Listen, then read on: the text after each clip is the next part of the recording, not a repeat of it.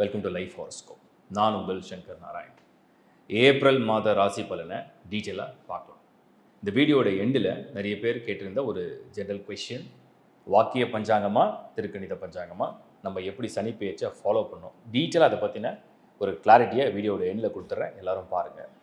And April மாதத்தில் உங்களுக்கு நல்லா தெரியும், மல்டி பிளானட் கன்ஜெக்ஷன் தான் டாமினேட் பண்ண போகுது. அது தனித்தனியாக உங்கள் ராசிக்கு என்ன செய்ய போகுதுன்றத கிளியராக பார்ப்போம். எல்லாருக்கும் நான் சொல்கிற ஒரு சின்ன அட்வைஸ் தான், நீங்கள் வீடியோஸ் பார்க்குறீங்க, சூப்பர் இம்போஸ் பண்ணி பார்க்கும்போது அதுவும் நிறைய பேர் புரிஞ்சுக்கிட்டீங்க. உங்கள் ஹாரோஸ்கோப் கையில் இல்லாமல் உங்களால் எதையுமே ஃபாலோ பண்ண முடியாது. உங்களுடைய கிளியரான நட்சத்திரம் என்ன, ராசி என்ன, லக்னம் என்ன, என்ன தசா, என்ன புக்தி, பிளானட்டரி பொசிஷன், இந்த அடிப்படையான ரீடிங் நீங்கள் எடுக்கணும். லேர்ன் ஆஸ்ட்ரோவில் அதுக்கு நான் நிறைய கிளியரான வீடியோஸை கொடுத்துருக்கேன். ஹாரோஸ்கோப் இல்லாதவங்க உலகத்தில் எந்த மூலையில் இருந்தாலும் www.lifehoroscope.in அப்படிங்கிற வெப்சைட்டில் நீங்கள் அப்ளை பண்ணலாம். அது மட்டும் தான் நம்மளோடது. டிஸ்பிளேல தெரிகிற நம்பர் மட்டும்தான் எங்களுடைய டீம் மெம்பர்ஸுடைய நம்பர்ஸ். நிறைய சர்வீஸை ஆட் பண்ணியிருக்கோம், தேவையானதை பயன்படுத்திங்க. இப்போ நம்ம ஏப்ரல் மாத ராசி பலனை டீட்டெயிலாக பார்க்கலாம். சிம்ம ராசி 2025 ஏப்ரலில் நம்ம இந்த சிம்ம ராசியுடைய டிரான்சிஷனை பேஸ் பண்ண ப்ரிடிக்ஷன் என்னன்னு பார்க்கலாம். நிறைய பேர் கொடுத்த ஒரு மெசேஜ் என்ன அப்படின்னா, சிம்மம் ஏற்கனவே அடி மேல் அடி, இப்போவே ஒரு மாதிரி டவுனாக ஃபீல் பண்ணுறோம், அண்ட் இந்த அஷ்டம சனி என்ன பண்ணணும்னு நிறைய பேர் பர்சனலாகவும் மெசேஜ்லாம் ஷேர் பண்ணிங்க, மெயிலும் வந்திருக்கு. ஸோ அந்த அஷ்டம சனி அப்படின்றது மட்டும் இல்லாமல் ஏப்ரல் மாதத்தில் மற்ற டிரான்சிஷன் என்ன செய்ய போகுது, இதுதான் நம்ம கரெக்டாக புரிஞ்சுக்கணும். சிம்மம் உங்களுடைய ராசிநாதன் சூரியன் ஒரு 15 டேஸ் கரெக்டாக உங்களுக்கு 8th ஹவுஸில் மீனமில் தான் பொசிஷனில் இருப்பார். அப்போது பங்குனி மாதம், அதுக்கு அடுத்தது சித்திரை மாதம். சித்திரை மாதத்தில் சூரியன் உச்சமடையும், பங்குனி மாதத்தில் அந்த சூரியன் ராசிக்கு 8ஆம் இடத்துல பொசிஷனில் இருக்கும். அங்கே கூடவே சனி, அதான் அஷ்டம சனி. சுக்கிரன் கூட புதன், ராகு. அப்போ கிட்டத்தட்ட இந்த பஞ்ச கிரக கூட்டணி உங்களுடைய 8th ஹவுஸில் தான் பொசிஷனில் இருக்குது. பொதுவாக இந்த 8ஆம் இடத்துக்கு நன்மைகள் நிறைய உண்டு, நன்மையே இல்லைன்னு சொல்ல முடியாது. ஒரு மனிதனுடைய ஆயுள், ஒரு மனிதனுடைய அசையா சொத்துக்கள், ஒரு மனிதனுடைய ஒரு சுமை, இது எல்லாமே அந்த 8ஆம் இடம் தான். பட் இருந்தாலும் இப்போ இந்த பிளானட்டரி பொசிஷன் ஃபேவராக அன்ஃபேவராக, குரு சுக்கிரன் பரிவர்த்தனை பண்ணியிருக்கு, செவ்வாய் 12th ஹவுஸில் வந்திருக்கு. எந்த ஒரு சிங்கிள் பிளானட்டும், ஒரு கிரகம் கூட ஒரு நல்ல அனுகூலமான இடத்துல ஃபேவரபிளாக பாசிட்டிவாக இருக்கிற இடத்துல இப்போ இல்லை. அப்போது ஏப்ரல் 2025 ஃபார் சிம்மம் என்ன நம்ம ப்ரிடிக்ட் பண்ண முடியும்? நம்ம சொல்கிறது என்னென்னா, இருக்கும் வேலை வாழ்க்கையை அப்படியே கடந்து சென்றால் போதும். ஒன்றும் விசேஷமாக இது நடக்கும், ஒரு கமிட்மெண்ட் கொடுக்க முடியல. ஒரு கமிட்மெண்ட் அப்படின்னா என்னென்னா, ஒரு வாழ்க்கை தேர்வு செய்ய ஆசைப்படுறீங்க, ஒருவேளை நீங்கள் ஒரு நல்ல வேலை வேணும்னு நினைக்கிறேன்னா, 10ல் குரு, நிறைய பேருக்கு வேலையில் ஒரு ஆசிலேஷன் இருக்குது. மாறிடலாமா, இது போயிடுமா, இது நிலைக்குமா, ட்ராவல் பண்ணால் திரும்ப வரும்போது ஏதாவது பிரச்சனைகள் வருமா, ஒருவேளை அது ஒரு மாணவர்களாக இருந்தாலும் கூட படிப்பு விஷயத்தில் நமக்கு இது ஃபேவரபிள் மந்த்தாக, இது ஃபேவரபிள் டைமாக, இது ஒருவேளை நல்ல ரிசல்ட்டை தருமா, ஏதாவது செலவெல்லாம் செய்யலாமா, நம்பி செய்யலாமா, லோன் எடுத்துக்கலாமா, எஜுகேஷன் லோனை போய் வாங்கி நம்ம ட்ரை பண்ணலாமா, வெயிட் பண்ணலாமா, இந்த வருஷம் ரிசல்ட் இல்லை அடுத்த வருஷம் நம்ம வெயிட் பண்ணலாமா, இப்படி ஒரு கன்ஃபியூஷன் இருக்குது. அடுத்தது பெண்கள் குறிப்பாக ஃபேமிலி லைஃப் அப்படின்னு பார்க்கும்போது சிம்மம் இது நம்ம அமைதியாக அடக்கமாக பொறுமையாக இருந்தாலும் கூட தேவையில்லாத ஏதாவது ஒரு ரூபத்தில், ஒன்று ஹெல்த்து, இல்லை எமோஷனில், இல்லை ஃபேமிலியில் மிஸ் அண்டர்ஸ்டாண்டிங்கில், இல்லை தேவையில்லாத கருத்து மோதலில், இப்படி மாற்றி மாற்றி மாற்றி மாற்றி மாற்றி அப்படி வந்துகிட்டே இருக்கிற மாதிரி ஒரு சூழ்நிலை. மொத்தத்தில் நான் என்ன பார்க்குறேன் அப்படின்னா, ஒரு சோதனையான ஒரு நேரம் இது. 8ல் பஞ்சகிரக கூட்டணி, 12ஆம் இடத்துல செவ்வாய், சந்திரன் நகர்ந்துகிட்டே இருக்குது. பட் 2nd ஹவுஸில் உங்களுக்கு கேது, அடுத்த டிரான்சிட் உங்களுக்கு 1st ஹவுஸ்க்கு வந்துடும். குரு 10ல்.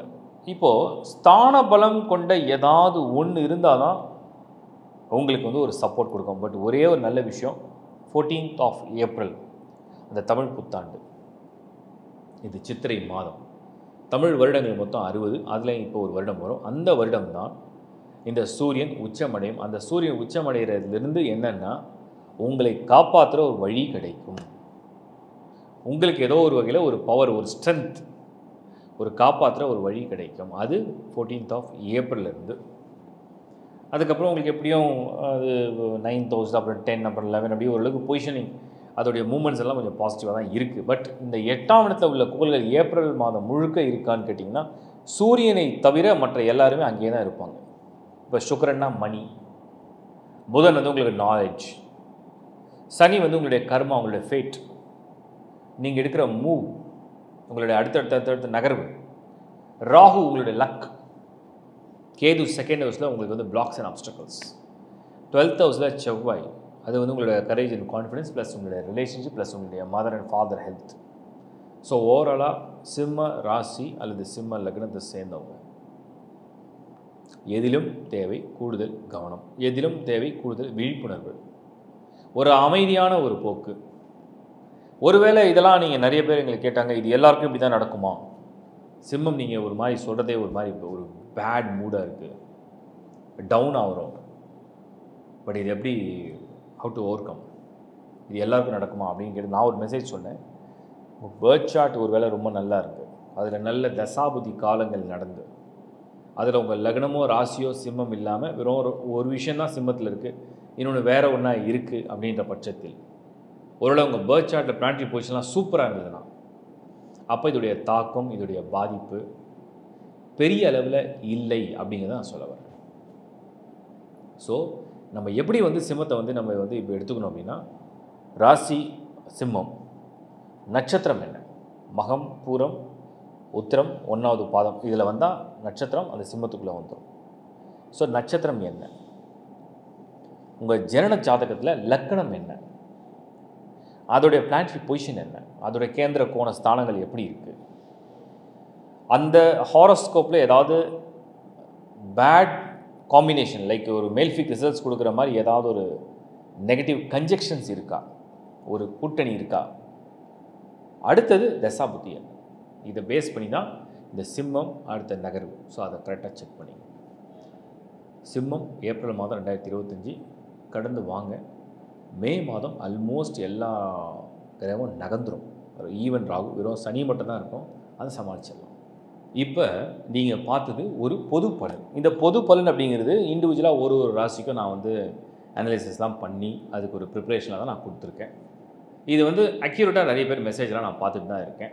என்ன போடுறீங்க அப்படின்னா, இந்த பொது பலன் வந்து எனக்கு வந்து நீங்கள் சொல்கிறீங்க நிறைய பணம் வரும். உதாரணத்துக்கு இப்போ ரிஷப ராசிக்கு நான் வந்து ரொம்ப பாசிட்டிவாக கொடுத்துருக்கேன். ஆனால் சில பேர் வந்து நான் வந்து ரொம்ப கஷ்டப்படுறேன், ரொம்ப கடனாக இருக்கேன் அப்படின்னு ஒரு மெசேஜ் வருது. அதேமாதிரி துலாம்க்கு ரொம்ப நல்லா கொடுத்துருக்கேன், மிதுனம் நல்லா கொடுத்துருக்கேன். இது ஆனாலும் நீங்கள் கொடுக்குற மெசேஜ்லாம் நான் வந்து பார்க்க தான் செய்கிறேன். அப்போ வந்து நான் சொல்கிற மெசேஜ் என்னென்னா, நான் உங்களுக்கு ஒரு முறையும் சொல்கிறேன், உங்களுடைய ஜென்ம நட்சத்திரத்தை நீங்கள் கரெக்டாக வெரிஃபை பண்ணிங்களா, அடுத்தது உங்களுடைய ராசி என்ன, உங்களுடைய லக்கணம் என்ன. உங்கள் லக்கணம் தான் வந்து உங்களுடைய விதி. லக்கணம் என்றால் உங்களுக்கு என்ன விதிக்கப்பட்டிருக்கு, உங்களுடைய விதி என்ன இருக்குது, உங்களுக்கு வந்து உங்கள் வாழ்க்கையுடைய பயணம் பாதை எப்படி போக போகுது. உங்கள் ராசி என்பது உங்களுடைய எமோஷன், உங்களுடைய மூடு, உங்களுடைய மைண்டு, உங்களுடைய ஆசை, உங்களுடைய விஷஸ், உங்களுடைய ப்ரேயர்ஸ், அதுதான் உங்களுடைய ராசி. உங்களுடைய சரீரம், உங்கள் சரீரம் என்ன அனுபவிக்க போகுது. ஸோ உங்களுடைய லக்னம் என்பது உங்களுக்கு விதிக்கப்பட்டது என்னவா இருக்குது, அதை எப்படி நம்ம மாற்ற முடியுமா. அடுத்தது உங்களுக்கு என்ன தசாபுத்தி, உங்களோட பிளானட்டரி பொசிஷன் என்ன. இதை நீங்கள் வந்து முதல்ல ரீடிங்கை வந்து உங்கள் மைண்டில் உங்கள் ஹாரோஸ்கோப்பை நீங்கள் ரீட் பண்ணி உள்ளே ஏற்றிடணும்.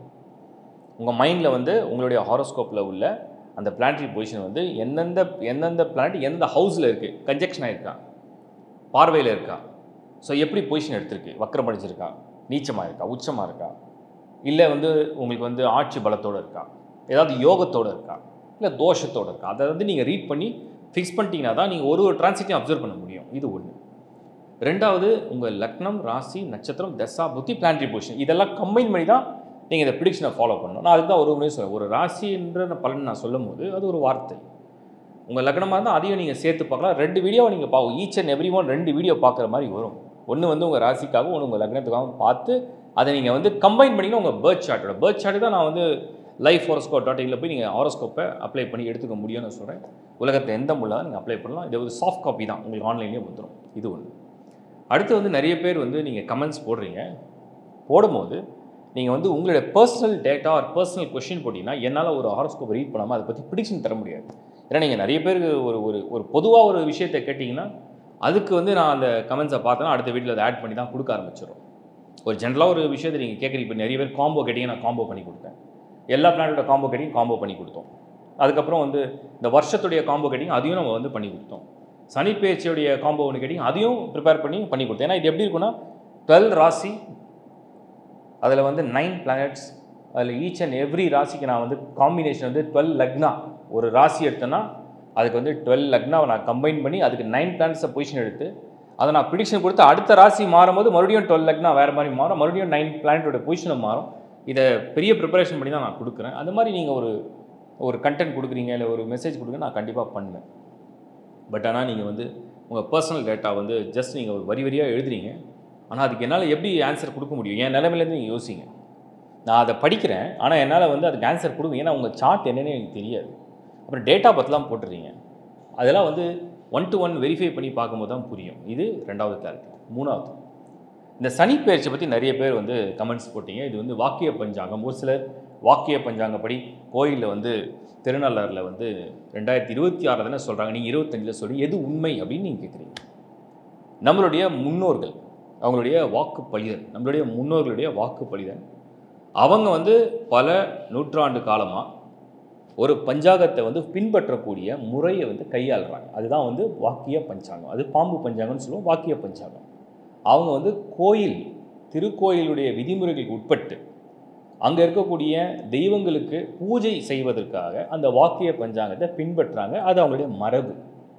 அதில் வந்து நம்ம எந்த வகையிலையும் நம்ம வந்து அதை வந்து தவறுன்னு நம்ம சொல்ல வரல. ஏன்னா அது வந்து கோயிலுக்காக செய்யக்கூடிய ஒரு வாக்கிய பஞ்சாங்கம். அதன்படி சனி வந்து இந்த டைம் தான் மாறுறான்னு ஃபிக்ஸ் பண்ணிக்கிறாங்க. அது வந்து ஒரு பழமையான ஒரு விஷயம். திருக்கணித பஞ்சாங்கம் என்றால் என்ன அப்படின்னா, திருத்தி எழுதப்பட்டது. இப்போ வந்து இந்த பூமி வந்து அந்த ரேகையிலேருந்து நகர்ந்து போகிறதுனால தினந்தோறும் இது ஆராய்ச்சியாளர்கள் வந்து ஆராய்ச்சி பண்ணி தான் இந்த திருத்தப்பட்ட பஞ்சாங்கத்தை எழுதுகிறாங்க. அதுதான் திருக்கணித பஞ்சாங்கம். அதன் அடிப்படையில் தான் சாட்டர்னுடைய டிரான்சிட் வந்து March 29, 2025 நீங்கள் வந்து அந்த நிறைய ஆப்ஸ் இருக்குது. அதில் பார்த்தீங்கன்னாலே தெரியும் அந்த சாட்டர்ன் அந்த மூமெண்ட் தெரியும். டிகிரி வைஸ் அதை மாறிடும்.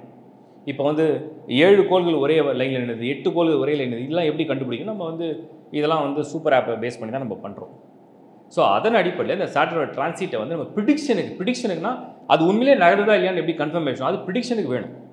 ஸோ அப்போ இதை தான் வந்து நம்ம வந்து ஃபாலோ அதுதான் திருக்கணித பஞ்சாங்கம். இப்போ வாக்கியத்துக்கும் திருக்கணித்துக்கும் என்ன வித்தியாசம்னா, அது வந்து ஃபிக்ஸடாக நம்ம முன்னோர்கள் ஃபாலோ பண்ணது, திருக்கோயிலுக்கு பூஜைகளுக்காக பண்ணது. அதை அவங்க எந்த வகையிலுமே வந்து திருக்கணிதம் வந்து அக்செப்ட் பண்ண மாட்டாங்க. திருக்கணிதம் என்பது நம்ம ப்ரிடிக்ஷனுக்கும் நம்மளுடைய ஃபாலோவுக்கும் இதுதான் உங்களுக்கு கரெக்டாக மேட்ச் ஆகும். ஏன்னா நீங்கள் ஒன்று புரிஞ்சுங்க, கிரகங்கள் மாறிடுச்சுன்னா பலனை கொடுக்க ஆரம்பிச்சிடும். உலகத்தில் நடக்கிற நிகழ்வுகளுடைய மாற்றங்களே அதுக்கு ஒரு சாட்சி. அவ்வளோதான் வித்தியாசம். இது 2வது. 3வது, நிறைய பேர் கேட்டாங்க, உலகத்துக்கு ஏதாவது ஆபத்துக்கெல்லாம் வருமா இந்த மாதிரி டிரான்சிட்லாம் நடக்குதுன்னு சொல்லிட்டு. நான் வந்து சிலதெல்லாம் அப்சர்வ் பண்ணதில்லை. சனி ராகு இந்த கன்ஜெக்ஷன் கிட்டத்தட்ட இந்த ஏப்ரல் மந்தில் கொஞ்சம் இருக்குது. ஏப்ரலில் வந்து சுக்கிரனும் அது கன்ஜெக்ஷன் ஆகும், புதனும் ஆகும். ஸோ இந்த மாதிரியான நேரங்கள் வரும்போது ஒரு சில இயற்கை அல்லது உலகத்துக்குன்னு சொல்லலாம், ஒரு சில விளைவுகள் ஏற்படுறதுக்குலாம் வாய்ப்பு இருக்குது. அது எந்த வீட்டில் இருக்குது? மீன வீட்டில் இருக்குது. அது மீன வீடு ஒரு ஜலம், வாட்டர், நீர். அப்போ நீர் சம்மந்தப்பட்ட சப்போஸ் ஒரு வெள்ளம் இருக்குது, அதுவே அதிகமான ஒரு உஷ்ணமோ இல்லை புயலோ கூட அது கிளம்பும். இல்லைனா இடி மின்னல் சொல்கிறோம். இயற்கையாக என்ன வேணால் அது விளையும். அது எப்படி வேணால் அது அது வந்து ஒரு எனர்ஜிலேருந்து வேறு எனர்ஜிக்கு கன்வெர்ட் ஆகும். ஸோ அப்படி பார்க்கும்போது அங்கே சூரியன் இருக்குது. சூரியனா நெருப்பு. அங்கே வந்து புதன் இருக்கார். அங்கே வந்து இந்த சமயத்தில் சுக்கிரன் இருக்காங்க, ராகுவும் இருக்குது. அங்கே வந்து சனியும் இருக்குது. அப்போ ஒரு திடீர் ஒரு பள்ளம், திடீர் ஒரு வெடிப்பு, திடீர் ஒரு பிளக்கிறதுன்னு சொல்கிறது, இல்லை வெள்ளம் வருதுன்னு சொல்கிறது, இல்லை அது ஏதோ ஒரு வகையில் வந்து ஒரு இயற்கையான ஒரு சீற்றம்னு சொல்லலாம். இல்லை அந்த பர்டிகுலர் அந்த ராசியை வந்து நான் எப்படி கணிச்சிருக்கேன் அப்படின்னா, நார்த் ஈஸ்ட், வடக்கும் கிழக்கும் இணையக்கூடிய அந்த நார்த் ஈஸ்ட் கார்னரில் தான் இந்த விளைவுகளுடைய சம்பவங்கள் நடக்கிறதுக்கு ஒரு வாய்ப்பு இருக்குது. இது உலக குளோபல் மேப்பாகவும் வச்சுக்கலாம், இல்லை தனித்தனியாக வச்சாலும் அந்த நார்த் ஈஸ்ட் கார்னர். இது நான் ஒரு ஹிண்ட்டாக உங்களுக்கு கொடுக்குறேன். ஸோ இப்போ வந்து நீங்கள் வந்து இந்த மாத பலனை நான் எப்படி கம்பைன் பண்ணி புரிஞ்சுக்கணும் கிளியராக எக்ஸ்பிளைன் பண்ணியிருக்கேன். அதையும் பாருங்கள். தேங்க்ஸ் ஃபார் வாட்சிங் லைஃப் ஹாரோஸ்கோப். தொடர்ந்து பாருங்கள். உங்களுடைய ஆதரவுக்கு என்னுடைய மனமார்ந்த நன்றி. மீண்டும் உங்களை சந்திக்கிறேன். Bye from Shankar Narayan. வணக்கம்.